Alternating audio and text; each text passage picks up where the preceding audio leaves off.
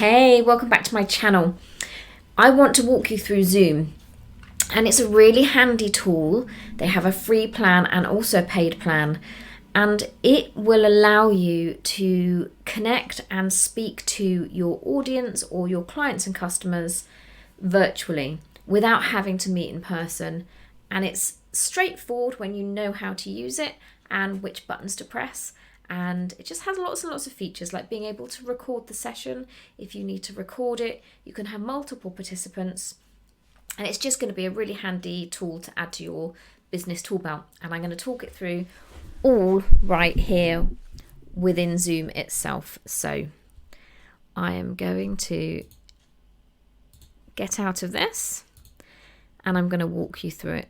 So first of all, the pricing. There are a couple of plans that you have with Zoom with a few key differences, but I'm only going to walk you through the ones that I think you really need to know about. So the first one is free. You can have unlimited one-to-one meetings with this one. And you can also have group meetings, but the things to know about the group meetings are you can only have up to 100 participants, which is great if you have a smaller business and you're running meetings. But if you are doing a workshop style and you have over 100 participants, you will need to either upgrade to here or speak to Zoom themselves. And the biggest thing you need to remember with the free plan is it only allows you 40 minutes on group meetings before it will automatically cut you off.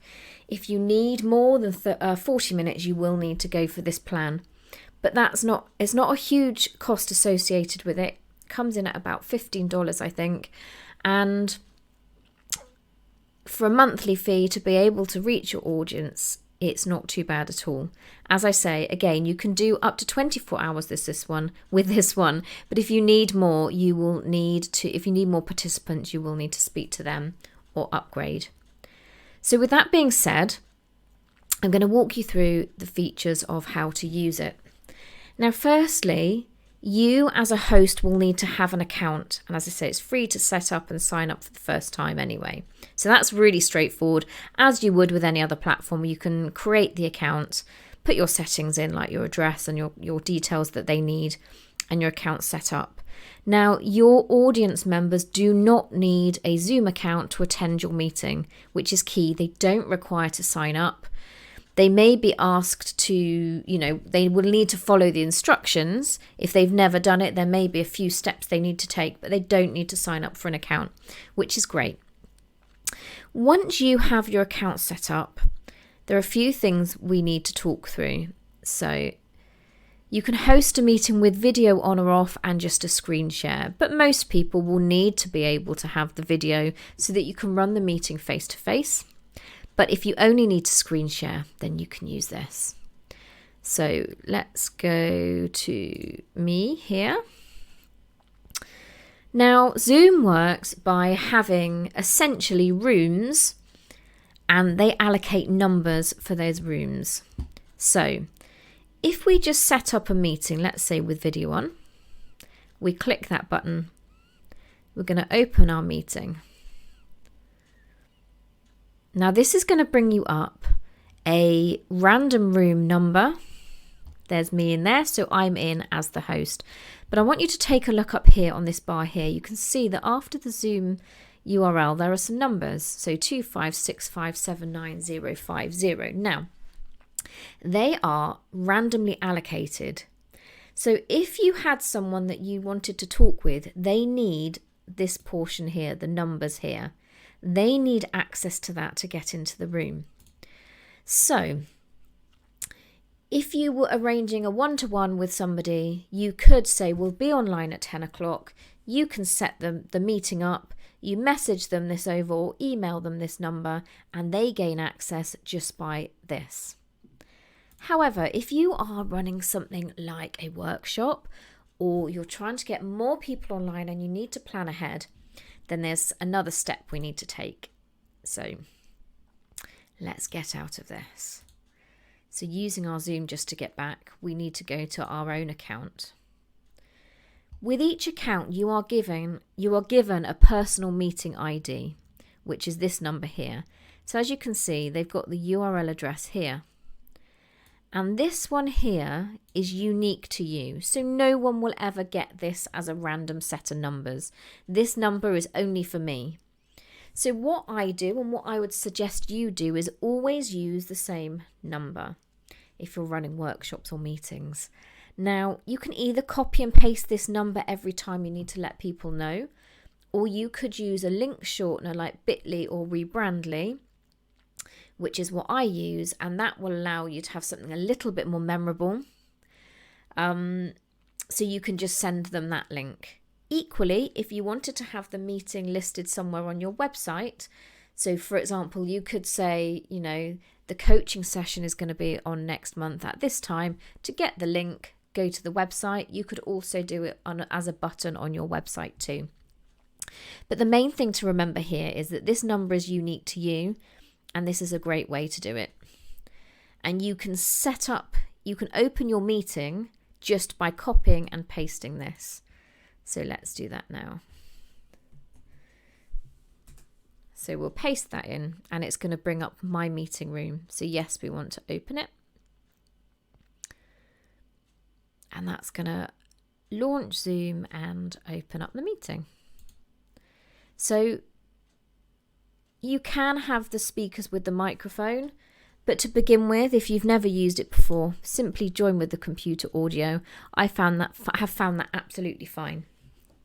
So now, as you can see, this is the hub for where you will be running your meeting.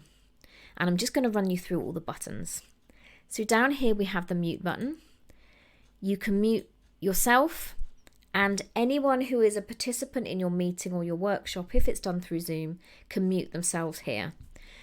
As a note, if you're running a meeting with multiple people, I would always suggest asking people to mute themselves when they're not talking, because you can often get the background noise of cups of tea and rustling and people moving and telephone calls.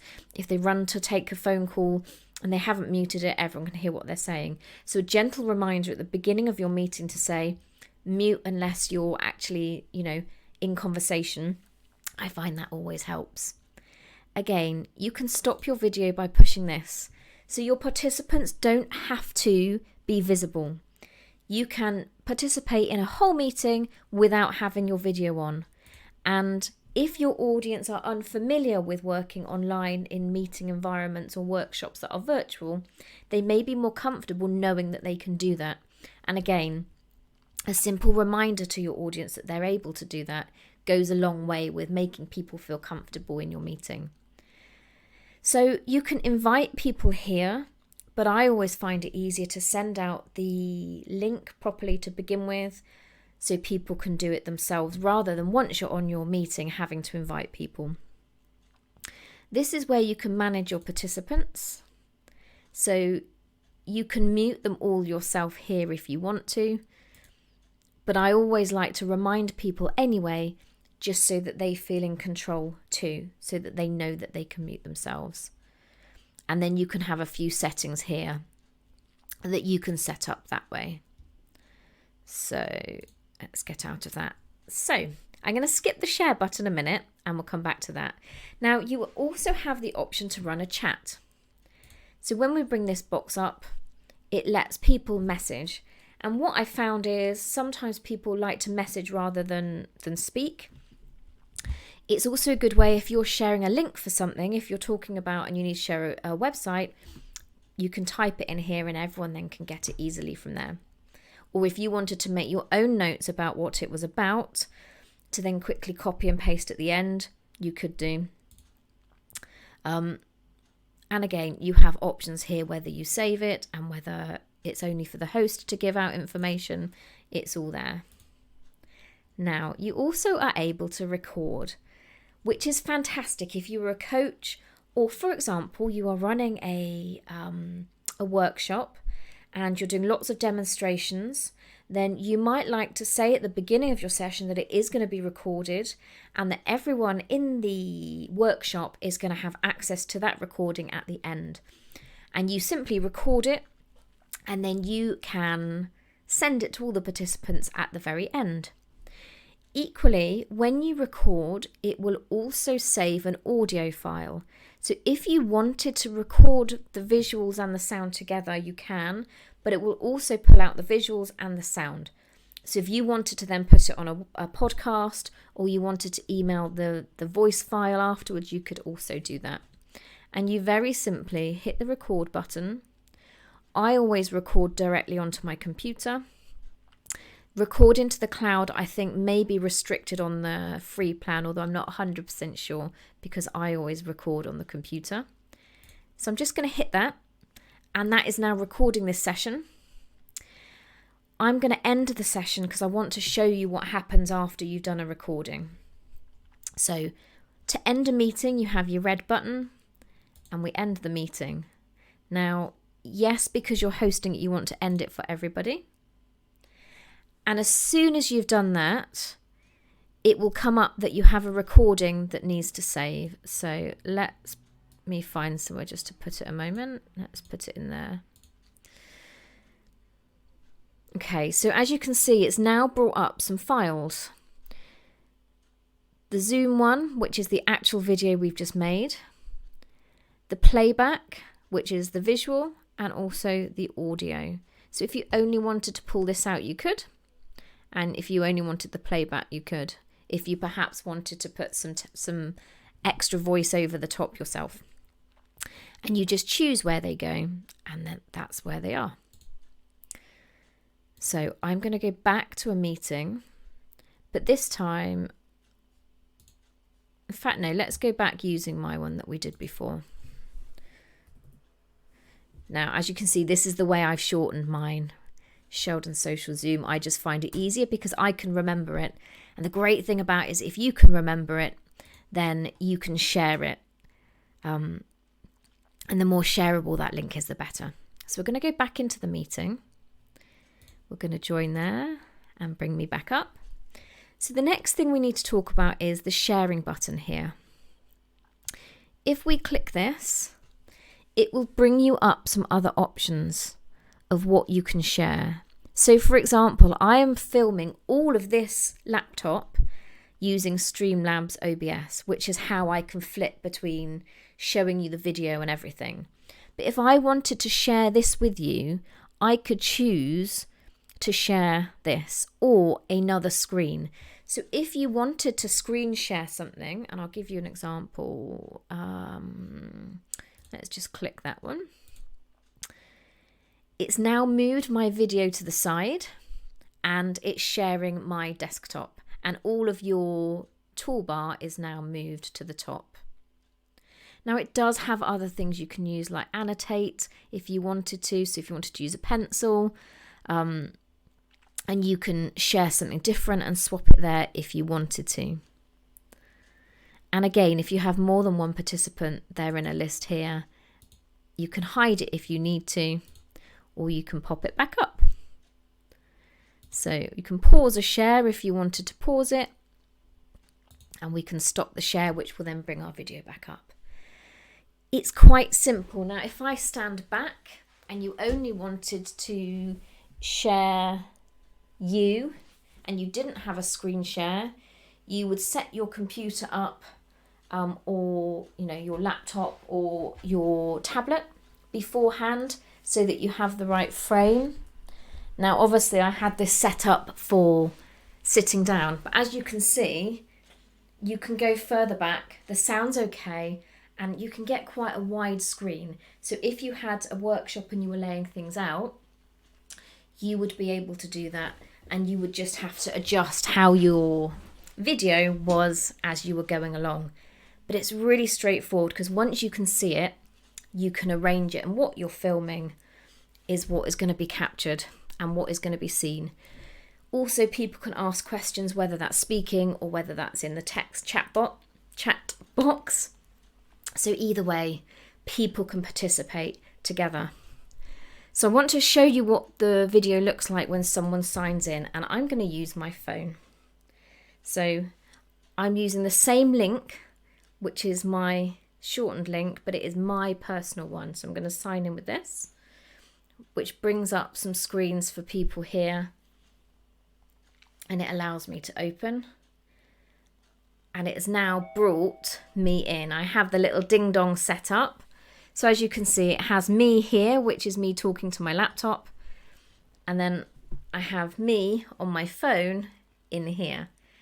Now, obviously, it's going to be a little bit tricky because this is picking up the audio, as is my microphone. So it's going to be a little bit confusing. But as you can see, when you have multiple people, it will pick up the two screens. And the more people you have, the more, you can move these around. So you have speaker view. But obviously it's a little bit confusing because it has me here and me in the laptop. Let me exit that. But you will be able to see when your participants join in, where your screen is and where they are.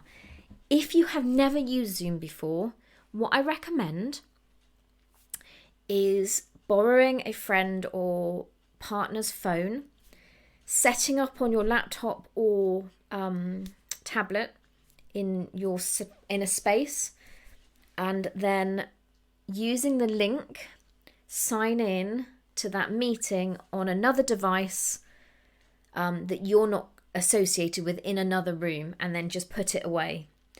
Leave it on and then come back to your main device and just see where things are. If you have someone with a bit of time, you could perhaps experiment with talking together and getting used to being able to mute them and turning your video on and off so you have someone to talk it through with, which would be absolutely beneficial to you starting out using Zoom if you've never used it before. Those are the main nuts and bolts to using it. It's very straightforward once you have a little play around. But just remember, each meeting room, once it's set up, if no one has the link, they can't access it. So if you need to take some time to play around with it, to see how it works, have a friend join you so you can work out, and feel comfortable using it and hosting a meeting, do that. You've got no worries that someone is going to use that link. So key things to remember: shorten the link if you need to make it memorable, but you need to sign in using one number and your participants need the same number. If you're going to just go and start a new meeting in the top right hand side, let's move me out of the way just to walk you through that once more. If you're going to start a meeting here, you must give your participants this number here. Alternatively, stick with the one that is given to you in your account, which is here. You can record, you can pause and mute. If you're recording people, it's always a good idea to ask their permission first and give them the option to leave. Reminding them at the beginning that they can pause and they can also stop their video is helpful. And if you're going to be going over 40 minutes on your session, you need to upgrade from the free plan. But personally, I find it really useful and easy to navigate. And I think if it's something that your business needs, it's a worthwhile expense. It has all sorts of other things where you can do webinars and other things like that. But to be fair, if you only are running a small meeting or a workshop to begin with, and if you've never used it, all the things I've walked you through now are all the things you are going to need. You're not going to need anything else to run a meeting. And whether that is running coaching sessions one-to-one or one-to-small group, whether that is whether that is running a small one-to-one coaching session, whether that is you running one to group, or whether that is you producing some kind of workshop to more like a multitude of people, however you're using it, it's a really good way to be online with other people in a safe environment that you can lock down. And if you're doing an event which is ticketed, or your coaching is a paid for session, by using the room, like the numbers, because it's randomly generated, or using your own personal one, you can guarantee that the people using that are going to be the ones that you want in there, and it's not going to be something that other people can come into. So it can create a really safe space for you and your business. So that's it for now. It's a pretty lengthy video walkthrough, but I really hope it's given you some confidence for using Zoom as a tool for your business, whether you're a coach, whether you're in social media, or whether you're product-based. It doesn't matter what your business. If you need to reach people online and run workshops or meetings in an environment that is safe, then Zoom would be a really good option for you. Feel free to add anything in the comments. You can find me at Sheldon Social across all social media channels. I would love to chat with you, see how your business is going. And if you do have any more questions about using Zoom, feel free just to ask those as well. I'm always around to support you and your business. That's it for me for today, and I will see you all soon.